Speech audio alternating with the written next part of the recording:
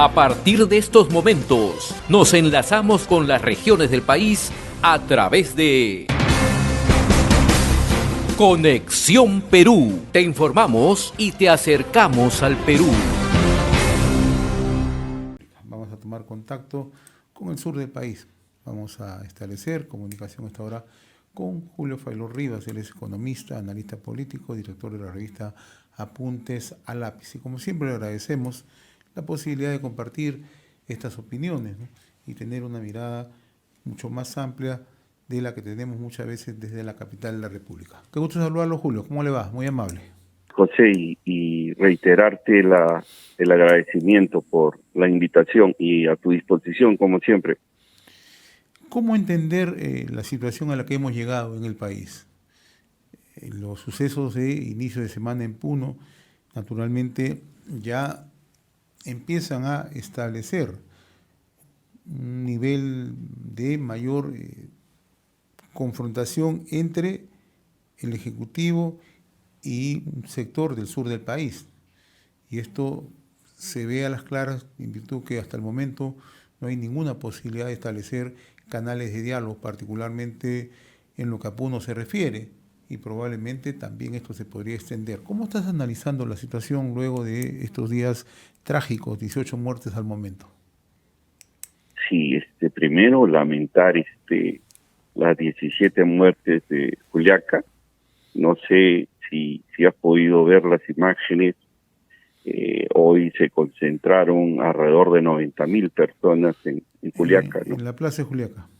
En la plaza de Juliaca, de veras muy complicado. El día de hoy Tacna ha aparecido un estado de sitio.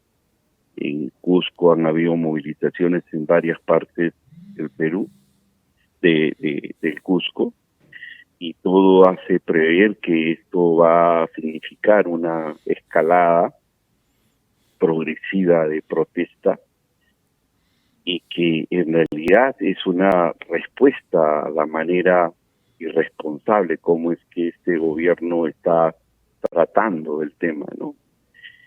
Contigo conversábamos hace algunos días en la que nosotros preveíamos de que la movilización social no iba a ser importante, no iba a ser significativa, y en verdad empezó muy dispersa, muy aislada, con varias agendas políticas dependiendo de los intereses de cada uno de ellos, lo que hizo que el 4 prácticamente sea un fracaso, las movilizaciones sociales. Todo empezó a raíz de los muertos, a raíz de lo de Juliaca, y de hecho esto ha empezado a desbordarse, ¿no? A desbordarse con un manejo irresponsable, como te digo, de parte del Ejecutivo, y con poca capacidad de autocrítica, y por el contrario con una arremetida prácticamente amenazante hacia el sur. Y como tú conoces, el sur pues es un lugar extremadamente complejo donde se concentra la mayoría de frustraciones, desencantos, abandonos que hemos tenido casi toda la vida republicana. La otra parte del país, que al parecer esto no se entiende, ¿no? Esto no se procesa como debiera, y por el contrario la respuesta en realidad ha sido sorprendente, ha sido prácticamente una masacre innecesaria, porque hemos tenido en Estados Unidos lo del Capitolio, ni un muerto, vimos lo de Francia, ni un muerto, y recientemente en Brasil, en plena capital de Brasil, con atentados mucho mayores de lo que hemos podido ver nosotros, y ahí está, no ningún muerto, y nosotros en un solo día tenemos 17 muertos y en lo que va de una gestión de apenas 30 días o 31 días, tenemos a la cuesta más de 40 muertos, ¿no? Y eso no se traduce en nada, en ninguna renuncia de ningún miembro del gabinete. El presidente del Consejo de Ministros como si no pasara nada, ¿no? Entonces, las muertes y las manifestaciones que estamos viviendo estas últimas semanas nos demuestra que algo está fallando en la construcción de la nación peruana, ¿no? Y esto tiene que ver con no reconocer los aportes de las diferentes comunidades andinas, amazónicas y de las regiones, ¿no? Y al no haber logrado representaciones democráticas de todas ellas, ¿no? A pesar de que ello lamentablemente no tiene un correlato.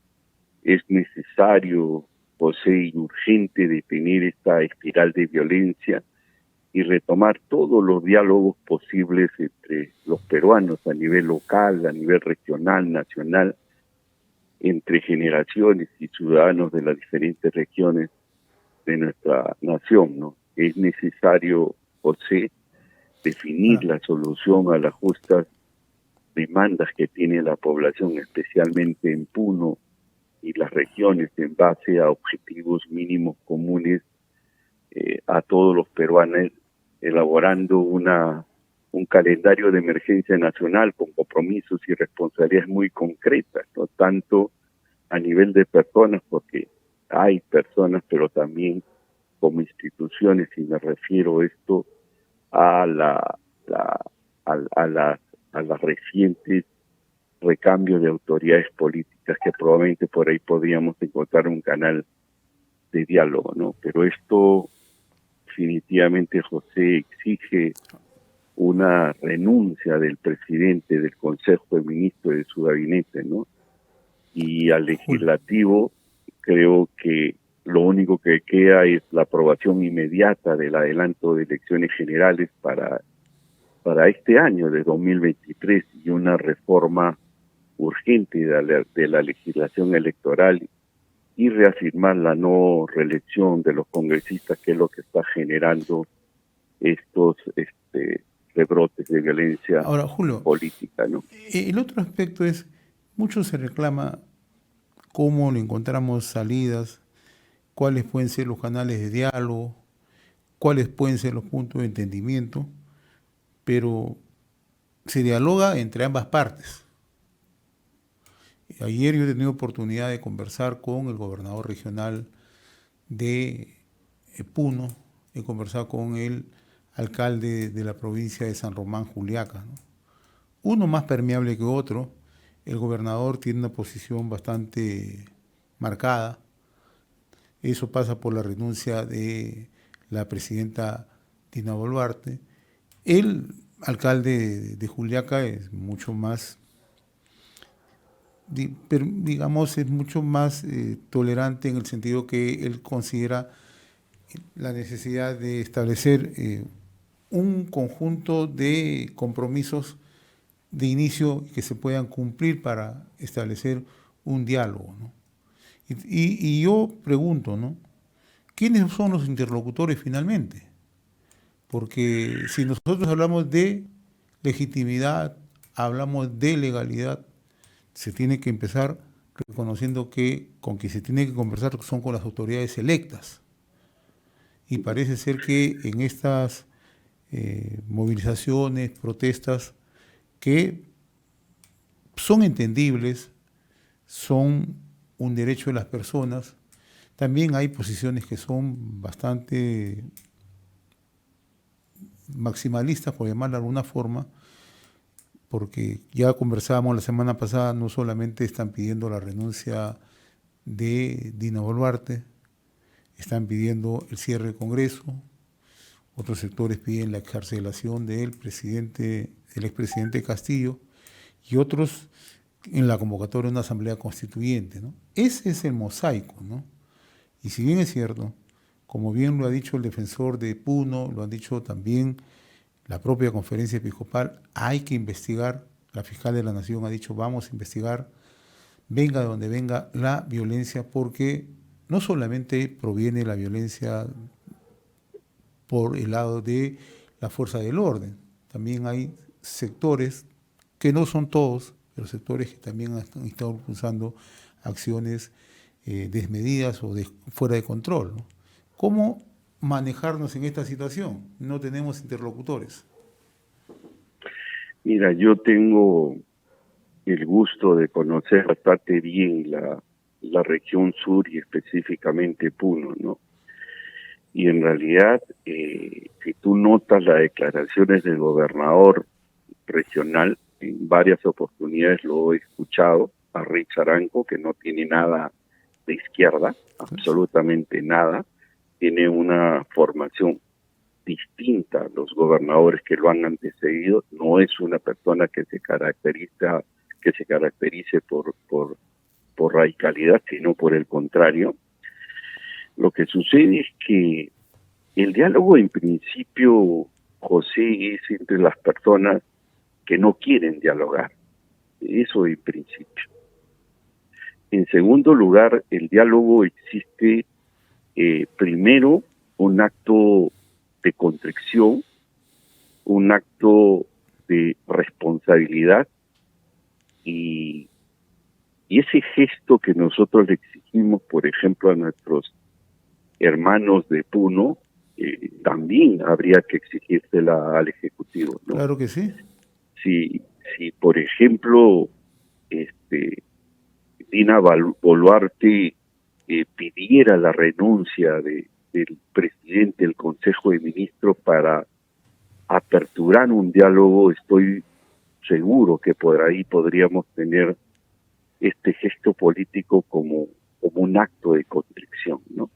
Entonces, es muy difícil para el gobernador, conociendo a su gente, sentarse a dialogar con alguien que los ha amenazado o con alguien que los acusa de terrorista o que un gobierno de pronto en la ciudad donde ha sucedido los hechos los pretenda encerrar. Yo entiendo al Ejecutivo, pero quiero también ser empático con el otro lado, con el otro extremo, ¿no? Entonces, el diálogo necesita determinadas condiciones, o sea, lamentablemente hemos llegado a un nivel de polarización tal que ya nadie se escucha. Pero más que eso hemos llegado a un nivel de fractura, ¿no? Ya en realidad estamos, sí. hay una fractura que no permite ni siquiera llegar a un entendimiento mínimo. Y te digo esto porque en realidad, si uno ve, y lo vamos a decir con nombre propio, posturas en el Parlamento Nacional como la del almirante Montoya, o ve otras posturas, ¿no?, de un corte muy similar, y en el otro lado también ve esas posturas, ¿no? Entonces, sí, nos encontramos aquí ante una situación que nadie quiere ceder y todo el mundo golpea. Sí. Así es la realidad de las cosas. José, hay un detalle que para mí es muy importante. Tienes un parlamento que no ayuda absolutamente en nada. Y lo único que hace recrudecer toda esta espiral de violencia. ¿Cómo poder entender a un ejecutivo querer parar si tiene bajo la manga cuando la gente está pidiendo la no reelección, cuando la gente está pidiendo que se vayan todos, que intentan bajarse el Jurado Nacional y la ONP, la OMP, ¿no? O sea, ¿cómo entender que pretendan capturar los organismos electorales en pleno estado de tensión?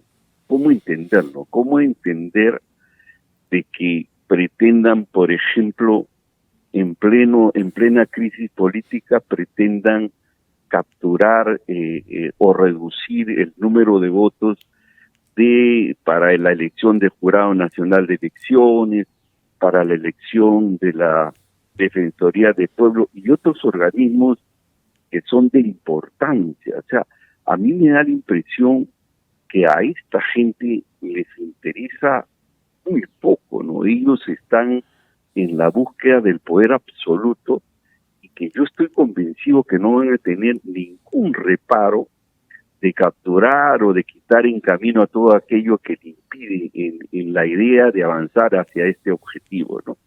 Entonces yo no veo con buenos ojos que esta gente irresponsable en plena crisis política estén haciendo sus movidas. En realidad eso no ayuda absolutamente nada. Nosotros hemos venido denunciando desde hace algún tiempo, José, de este plan siniestro, ¿no?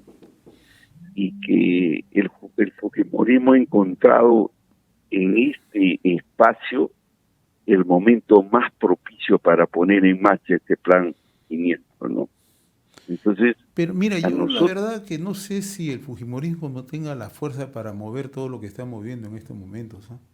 Sinceramente, yo sí discrepo abiertamente del fujimorismo, soy más drástico que tú. Yo he dicho que los fujimoris tienen que renunciar de la política. sí. Soy más drástico.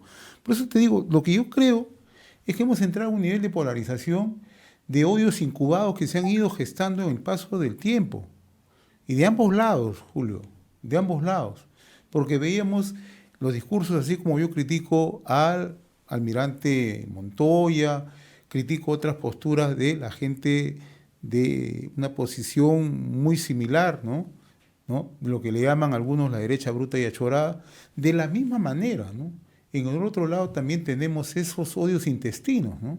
Tienes a un señor, por ejemplo, Guido Bellido, o tienes al otro señor Guillermo Bermejo, ¿no?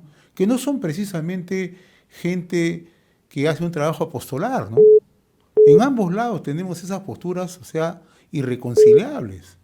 Por eso yo digo, no sé si el fujimorismo tenga la capacidad de mover toda la cuna en el país. Mira, José, dos cositas que contigo siempre conversamos sobre el tema de los extremos. O sea, para mí está claro de que esta polarización la generan los extremos, ¿no? Siempre lo hemos conversado, claro, y siempre hemos sido críticos a la extrema izquierda y a la extrema derecha. Es. Y al fujimorismo, y esto no es ninguna especulación, esta iniciativa presentada para la OMPE, para el Jurado Nacional de Elecciones, esta iniciativa de reforma para reducir los votos del Tribunal Constitucional, la Defensoría del Pueblo y el Tribunal de Justicia, ¿no? O sea, y esta inhabilitación de todos los potenciales candidatos que puedan significar un riesgo para ellos está en marcha, José. Entonces es algo muy concreto de la que yo te digo. O sea, esto es un plan que viene ejecutándose desde hace mucho tiempo y que ha encontrado en la militarización del país y en el terruqueo para invalidar la movilización social para poder imponerse en este escenario. Yo sí creo, yo estoy convencido de que hay muchas cosas más que ya la vamos a ir revelando con el tiempo, ¿no? Esto te lo digo, José, porque no ayuda al acercamiento de las partes. Entonces, acercar a las partes implica generar ciertos gestos políticos, pero no solo del Ejecutivo, sino también del Legislativo. El Legislativo no puede seguir desde dentro azuzando, echándole más leña al fuego. Eso te digo, no ayuda para nada. Totalmente de acuerdo, totalmente de acuerdo. El Legislativo, el Ejecutivo tienen gran parte de lo que ha ocurrido o lo que está ocurriendo en el país, ¿no? Pero tampoco podemos dejar de echarle una mirada a lo que ocurre con algunos grupos radicales, que son radicales en otros puntos del país. Mira, yo siempre converso con el cardenal Barreto, y es una persona que precisamente no es ni siquiera tiene un atisbo de acercarse a la derecha, ni mucho menos. Así es. Entonces, Así es. el comunicado de la conferencia episcopal habla de los excesos en ambas partes. Por eso que a mí me preocupa, ¿no? O sea, así como se condena los excesos de los agentes de la policía, de las Fuerzas Armadas, hoy lo ha ratificado esta mañana la propia Presidenta de la República, que se tiene que investigar ante una misión que ha llegado a la Corte Interamericana de Derechos Humanos, también, Julio, y esto no es terruqueo, te tiene que investigar las acciones de violencia que hemos visto en Puno, Julio. Han quemado a un efectivo de la Policía Nacional. Julio, han quemado ayer un autobús en Chubivilcas, en tu tierra, en Tacna. Acaban de apedrear una comisaría en Gregorio Albarracín, y así por el estilo. Entonces, tenemos que mirar las cosas desde la perspectiva de qué hacemos para pacificar el país en todas sus vertientes, en todas. Sí, bueno, no es la primera vez que nosotros condenamos, por ejemplo, a mí me parece un exabrupto y una mala estrategia incluso colocar el tema de la Asamblea Constituyente el referéndum de la Asamblea Constituyente en pleno conflicto. Me parece de lo más oportunista. Yo te lo digo con toda sinceridad, no es la demanda de la mayoría de la población. Por el contrario, los divide. Claro. Esta actitud separatista también los divide, porque nadie está de acuerdo con dividir al país en dos partes. De la misma manera, las paralizaciones indefinidas en momentos en que la población aún no se ha recuperado económicamente luego de la pandemia, también es un error, ¿no? Entonces, todas estas cosas, José, yo las tengo claras, las hemos venido denunciando, incluso cada invitación que tenemos o cada oportunidad de poder conversar, hacemos referencia a eso, condenamos la violencia, y la violencia hay que condenarla de donde venga. Julio, en la mañana yo conversaba con él, con una persona que conoce muy bien el tema de Puno, y me tomé el trabajo de ubicarlo, conseguí conversar con él en la mañana, tiene más de 80 años, pero era digamos, la posición más cercana de entender la idiosincrasia de Puno y el trabajo apostolar que él ha hecho, ¿no? Me refiero al padre Gastón Garatea, tú sabes quién, el trabajo que ha hecho en Puno por muchos años, ¿no? Entonces él me decía algo muy interesante, ¿no? O sea, no nos estamos acercando, no sabemos escuchar lo que ocurre en Puno. Eso es totalmente cierto. O sea, nosotros muchas veces quienes miramos la política desde Lima, tenemos esa versión, el titular, la primera plana, la declaración, el hecho efectista, la bronca, etcétera, etcétera. Pero no miramos el tema de fondo. Y el tema de fondo es digamos, hay una postración social de años. Pero aquí se combinan también varios factores, ¿no? Varios responsables, ¿no? O sea, hay muchas responsabilidades acá, no solamente del Estado, sino también de las propias autoridades, tienen que coadyuvar incluso el propio sector privado, etcétera, etcétera, ¿no? Entonces, toda esa situación hace que en determinado momento genera esta respuesta. Pero aquí donde yo quiero volver a mi pregunta inicial, ¿con quién conversamos? ¿Cómo nos sentamos a decirle, oye, ¿nos podemos poner de acuerdo en esto o no? O simplemente no nos ponemos de acuerdo. Porque da la impresión cuando yo le pregunto, ¿pero se puede poner? No, tiene que renunciar. Tiene que renunciar. Eso es, en estos momentos, la situación. O sea, como te digo, o sea, si no damos gestos políticos de ambas partes, es bien por eso, de acuerdo, poder dialogar, ¿no? O sea, yo no creo definitivamente que la solución sea la renuncia de Dina Boluarte. No creo porque la situación se coloca como bastante crítica, porque quien asumiría la presidencia de la República no es nada menos la persona que ellos más detestan, ¿no? Entonces, y al cual responsabilizan o le atribuyen gran parte de esta crisis política por actitud y por la forma como se han venido manejando desde que asumió la presidencia del Consejo de Ministros. Entonces, pero lamentablemente hay información que no le llega, y yo creo que ahí es donde la prensa de manera responsable debe cumplir su rol. Y no hablo de la prensa nacional necesariamente, sino hablo de la prensa que más o menos tiene cierta credibilidad en la región. Por ejemplo, Pachamama es una radio bastante seria, tenemos la Decana de Juliaca, que ellos pueden generar una gran discusión, un gran debate para esclarecer, porque hay mucha confusión. La gente cree de que se puede disolver el Congreso y dejar en la anarquía, o como se puede vacar a la Presidenta de la República o hacerla renunciar. Las elecciones se van a dar de acá a la próxima semana. Entonces, esas cosas, por ejemplo, son imposibles, pero que gran parte de la población cree que es así. Y hay mucha gente que conoce estos temas, pero que tiene intereses no muy sanos, alienta eso como si fuera una opción. Contigo hemos conversado de que lo más responsable es plantear plazos prudenciales que ya el mismo Jurado Nacional de Elecciones, a través del presidente Salas, lo ha señalado. Es posible acortar las elecciones, pero es también importante generar ciertas reformas políticas para evitar que acá a 2 años no estemos en lo mismo.